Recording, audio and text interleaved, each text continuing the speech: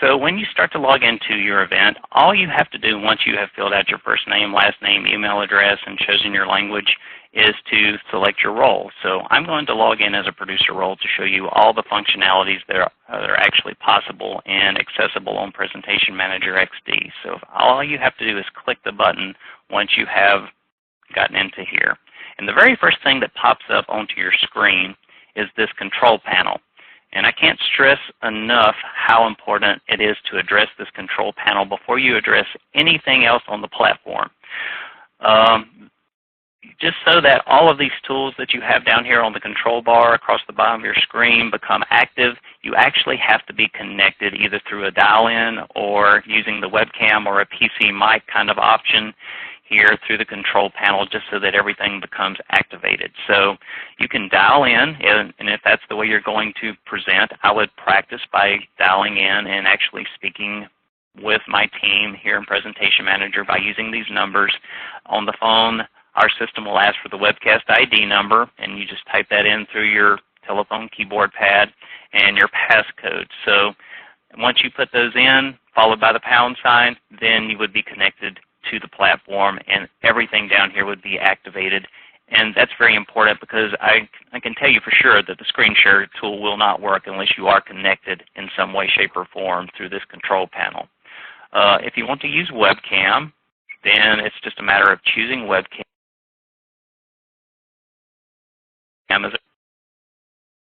It should provide me the opportunity here to select my video input and my microphone input separately.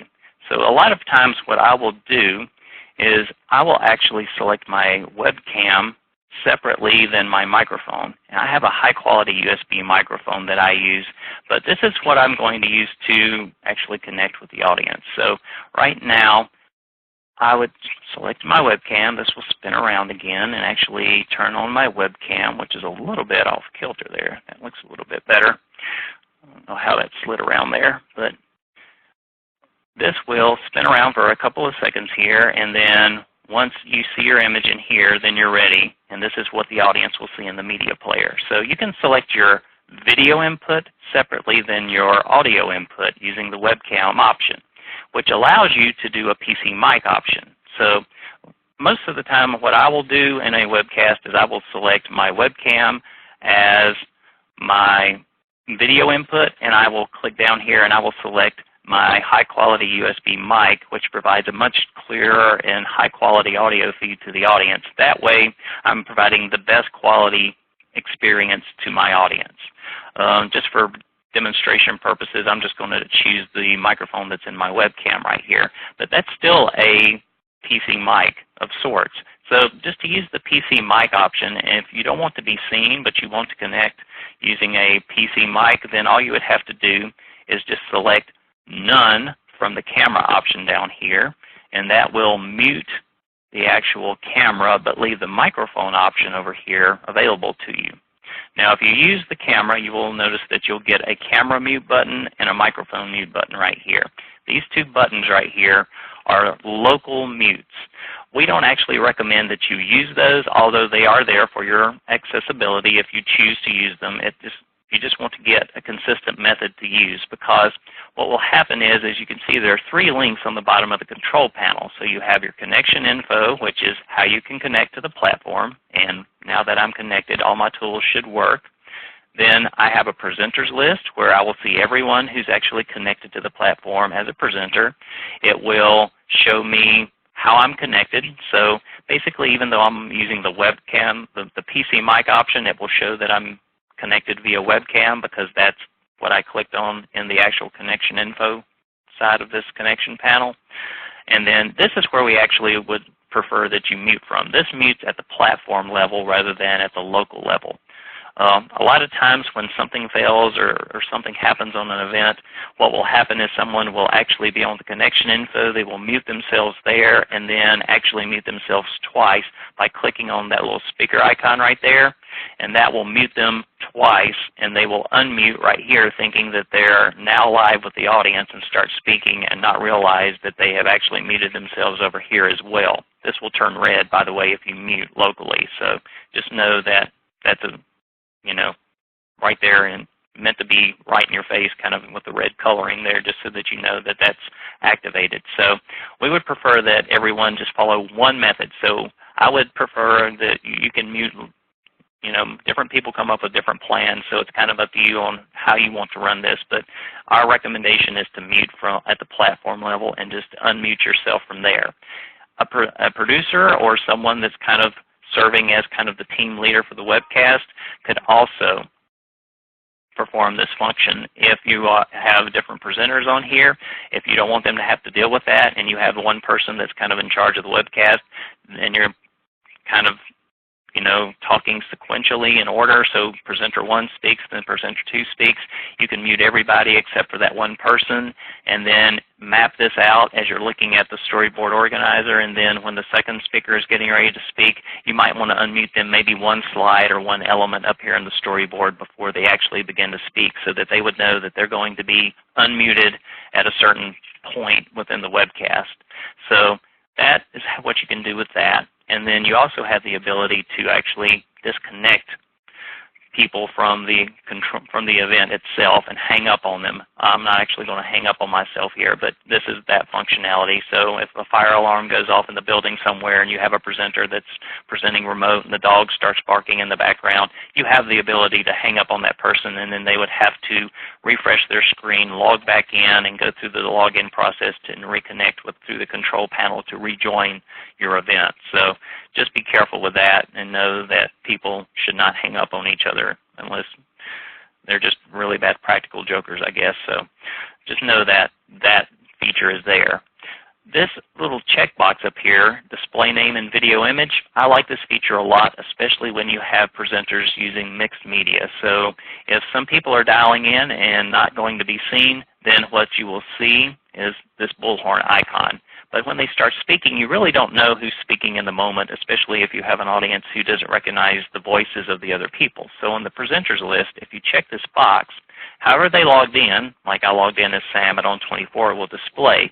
But I don't have to use that as my display name in the video image. I can actually use the pencil, just go in here, and if I just wanted to put my first name or first name last initial, I could totally do that, and then just click outside of the box to save, and that will change what displays in the video player to the audience just right at the bottom of the screen. So as the video switching from one presenter to the next actually takes over, because that's how presenters actually speak with each other, and our system actually makes those switches is through the voice automated switching.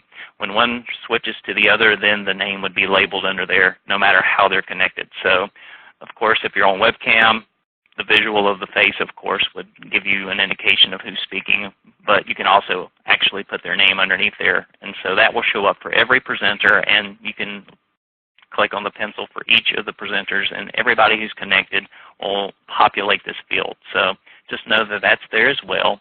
And then the layouts right here, this is kind of a neat tool to use. We have 3 different layouts that you can use, and you can shift on the fly during the webcast. So you can present one presenter at a time in the media player by selecting this. This is probably something you want to designate to just one person and plan out ahead of time as well. So choosing this, then you would show one person at a time, or it would flip from one person to the next. So if one person was dialed in and one person was on the webcam, then the person who was speaking on the phone, you would see the bullhorn in there, and then it would shift over to the person on the webcam when they started to speak. So that's how that would work. So that's one person at a time. The second layout is what we call the Brady Bunch effect. If you're familiar with that show, everyone was in an equally sized screen or square or rectangle in here. So all your presenters can be seen simultaneously here at the same time. So you're going to want to plan that out ahead of time as well, so that you know when you would actually shift from one layout to another, so that everyone can be seen. This works great for maybe a Q&A session when everyone's addressing questions and the questions are mixed. That way everyone can be seen, and then the person who can speak to their area of expertise in the moment. This third layout as well is good for that same kind of scenario. You would just see the person speaking in the moment in the larger portion of the media player, and then everyone else would be in thumbnail images across the bottom of the screen here. And then as this person stopped talking and another one started, then they would pop up to the top of the screen. So the focal point or the person speaking in the moment would be the focal point of the actual media player and be sized in the largest area of the screen. So that would just pop up and down as people spoke, and the voice automated switching controls all of these layouts. So this is something you can plan out and change, to different layouts throughout the webcast if that's something that you want to do. But like I said, planning that out well in advance is very important. So I know I spent a lot of time here just talking about the control panel, but on this particular present type, it's very important that you address all of these things kind of ahead of time when you first get on. It took me a long time to explain it, but it will take you just a few seconds to actually go to each of these and decide what you want to do. So after I get connected, I just minimize this down here on to the control bar down here, and now my control panel is down here. If I ever need to get it back and change things up, I can always pull it back up or click there and minimize it back down to the control bar. So as we're setting up our content, you can actually set up content from the other side of the platform. We give you the opportunity to upload slides and video clips, so some of that content can already be uploaded, as I have put some in prior to the call today just for demonstration purposes. So up here in the storyboard organizer is all of our content just in the order right now as it would display to the audience. Now we have the ability as a producer to go in and move some things around. So just because you go in and you create your PowerPoint presentation and put it in sequence from beginning to end, as most people would do, doesn't mean you have to leave it there once you get it into our platform. You can actually move any of these PowerPoint slides and reorder them in Presentation Manager with the storyboard. So the producer will have actually the setup tool available to them. Anybody that's logged in as a presenter or a Q&A would not have the setup tool. They would not have this link to open up the storyboard organizer. So between these two tools, we can deal with content. So with the setup tool, you can add extra slide decks. You can add up to 10 slide decks. They have to be PowerPoint slide decks, so PPT or PPTX file types, and we support 2 different aspect ratios. And it's as simple as clicking on the button to upload your locally stored file, and then make sure that you're consistent with your aspect ratio. I actually have widescreen 16:9 aspect ratio slides in the sample slide deck that I have in here. So if I were going to add another slide deck in here, I'm going to want to keep that consistent because we want our player to the audience to wrap neatly around those slides so that you don't have any pillar boxing or shadow boxing or any extra space around your slides or stretched images or stretched text. You want it all to look pretty much the same. So I'm going to upload just another slide deck right here, and it will populate at the end of all of this content right here. So as you're putting these in, just know that all of this is going to stack in the order that you actually upload it to the platform. So if I double click on that, it will actually populate and start putting that content into this event. So now maybe presenter 1 has provided me some content. I've uploaded it already. Now I'm uploading presenter 2's content, their slide deck for their speaking and talking points. So this will take some time to convert. And it's okay to close the window and move on and work on other things as you're doing that, but just know that you have up to 10 slide decks. With video clips, I uploaded 1 video clip prior to the call just so that we'd have some content in here to look at. It's the same process.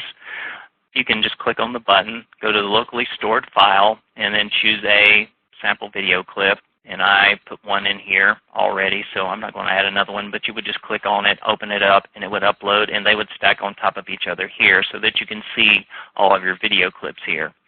The file names right here, if you want to change them, you can click there, and then put something small in there. As a producer, if the only way to know the difference between one video clip and another is if you're looking in here, you can see the video clip will be a gray element, and it will be titled up here as just SAMP vid. So by shortening this up, this gave me the ability to look up here in the title bar of this element, and that helps me to know where this actually goes.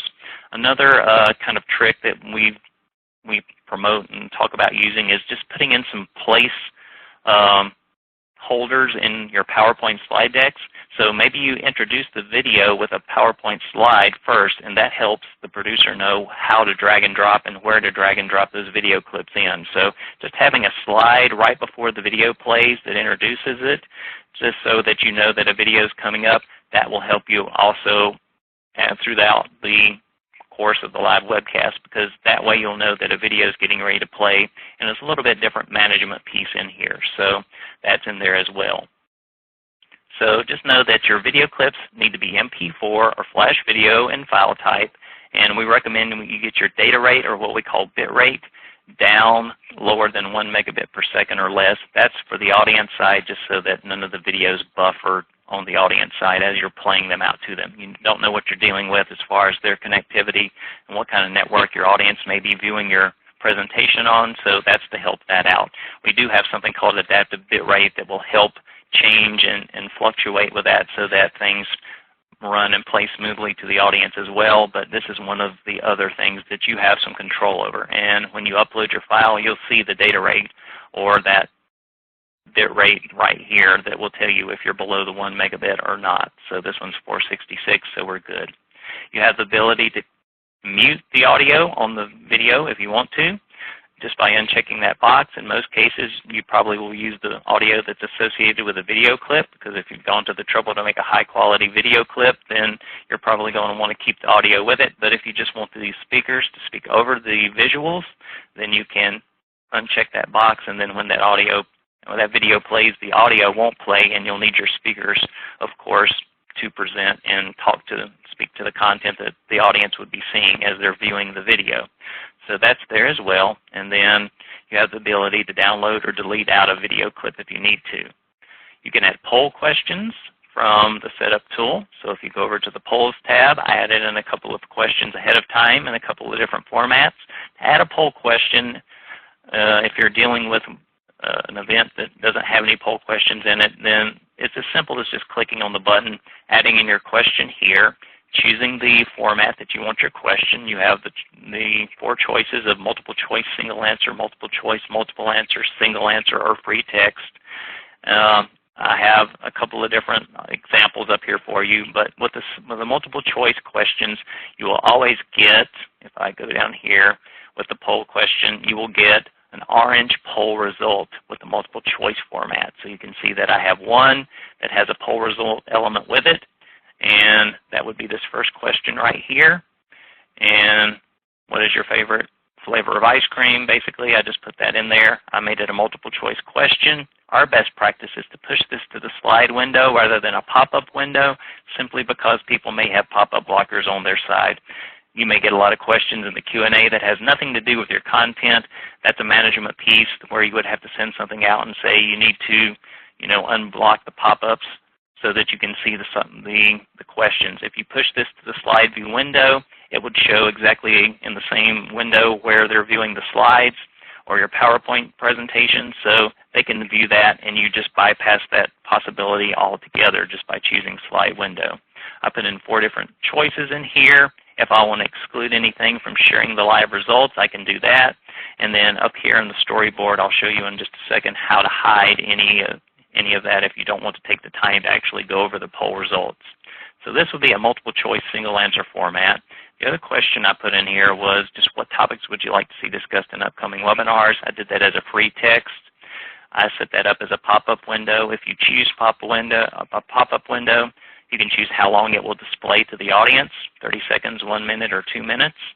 And then if you want to play a little audio chime as it pops up on their screen, just check that box and it will actually alert the audience that there's some interactivity, there's something they need to address or answer, and then it would pop up, and then after 60 seconds, then that would disappear, and they would no longer be able to answer that question. And then you can delete any of these out with the trash can icons over here if you decide you don't want that poll question, or you can leave it in or just hide it in the storyboard organizer. Then the last type of content that you can use in the setup tool is the URLs. And there are a couple of different ways you can use the URLs. Basically, URL, of course, indicates that you can redirect your audience to a website or a web page of your choosing. So you're going to want to put a title on there as an identifier, because that's what's going to go up here in the storyboard organizer and identify that element. So I just put ON24 up here and just put in our website address. So copy and paste your properly formatted URL in there. And then you have a choice. You can use the default browser size that the audience has set up on their screen, and that would open up a new browser just for them so they could see that URL or that web page in a new browser. You can do a custom browser size where you can choose and size that, what size browser window opens up. So you can make it bigger or smaller based on width and height and pixels. So you can do some measurements there and control that. Or you can just use our best practice of pushing everything to the slide view window. If they click on that element in the slide view window, then it will still open up a new tab, but it also allows you to keep your audience in your audience console so that they're still focused on your content. They can click on that link, open up that new tab, and then come right back to your presentation, but they still have the ability, or you have the ability, to push that out there and provide that information on that web page to the audience. So just depends on how long you want to present this. It will show up just like a slide will, so depending on how long you want to leave it displayed to the audience, just depends on how long you speak to the content before you start clicking on the arrows over here to move from one element to the next as a presenter. And then the other way you can use a URL is you can actually use it to link out to maybe a YouTube video. Maybe you have a longer video clip, longer than 5 or 10 minutes or so, because that's what we recommend for video clips. And you have something on your company YouTube channel. Basically, I just went to the ON24 YouTube channel and copied in one of our sample videos or promotional videos in here. I titled this ON24 video. You would put something in here that makes sense, of course, to you as you're setting this up so that you know what video this would be and put the title in.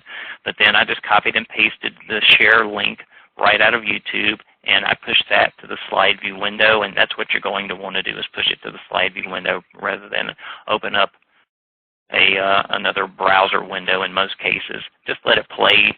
Keep people in your audience console. Don't force them to have to click off of your presentation and audience console. You can keep them in your event and keep them focused on your content and everything that you worked so hard to build just by pushing that to the slide view window and letting it play there. All the other video clips will actually play in the media player that you have uploaded to the platform, but if you use the URL element this way, it will actually play to the slide view window. It's still keeping everybody on the audience console. So that is the setup tool. So that's how you add content. Once you get the content in, the next logical place to go is up here in the storyboard organizer. And so only the people that are logged in as a producer have this access to this link. So if you click on this, it will pop this down. You can see that I have the first slide deck that I uploaded, which was 14 slides. I added a video clip, added a poll question. This is the multiple choice poll question with the poll results. If I wanted to not take the time to address poll results, I can actually hide any element that's in here. It can be a slide, it can be a video clip, it can be a URL. Anything that's in here, I can hide this from audience view. When I close this down, this will disappear from the top of the screen up here going from left to right. So once you hide something, it's hidden from audience view. It will not be recorded in the recorded archive version. It will not be in the on-demand version. It's totally hidden from audience view. So you really can't delete things out of here after you upload them. You can delete subsequent PowerPoint slide deck. Like I could delete the second slide deck out, but the very first slide deck you can only replace.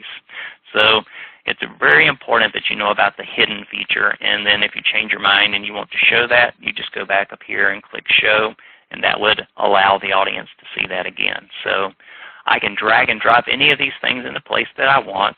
Here's the second slide deck that I showed you how to upload it, just showing you how to add content from this side of the platform, and that allows you to put that content in there as well. So if I wanted to move this around, I just take and grab the gray grabber bar at the top. Wherever I see that vertical red line, wherever I let go, when I drag and drop, that's where it's going to drop that content. So if I have a good video that I want to start off early in the presentation, I can move that there. I can click here, And if I hold my Shift button and select both of these elements at the same time, maybe I put my poll questions in there. Then this other poll question, maybe I want to drop that here. That would be in there. That would be there as well.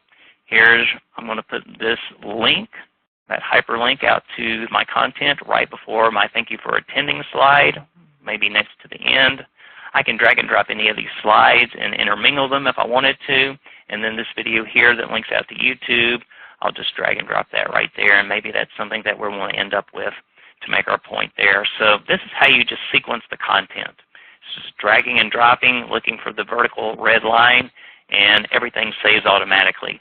Once you have everything in place, then you can just close this down, and now everyone who's presenting will see everything from left to right in order from 1 to 33 elements in this case. So this will tell you exactly how many elements you have in here. So this is not just slides. These are slides, video clips, poll questions, anything that you've added as far as content to the setup window. So that's how all of that works. We've talked about slides, video clips, poll questions, URLs. We've talked about the storyboard organizer, and we've talked about rearranging and hiding elements for the presentation. Is there any questions about how to add content or interactivity on this side of the platform? No, I think that was a really good representation of adding elements to the storyboard organizer. One question I do have is for polling questions. Will polling questions, once you put them in the presentation and in the storyboard, will those populate in the slide window of the platform?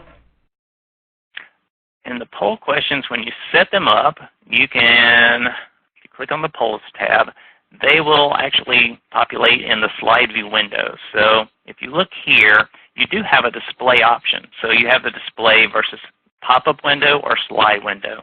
Our best practice is the slide window just because you avoid the pop-up blocker issue altogether that I talked about just a little bit ago. But slide view window is where I would push everything. I did show you another example where you could set one up as a free text kind of question where they would just like put in whatever comes to mind, what they'd like to see discussed as in an upcoming webinar.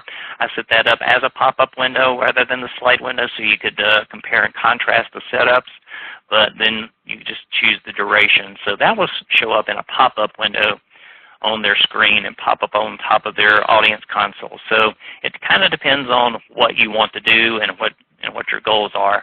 With the pop-ups, you don't have to worry about pushing through and advancing the slide to get off of the poll question to get to the next slide.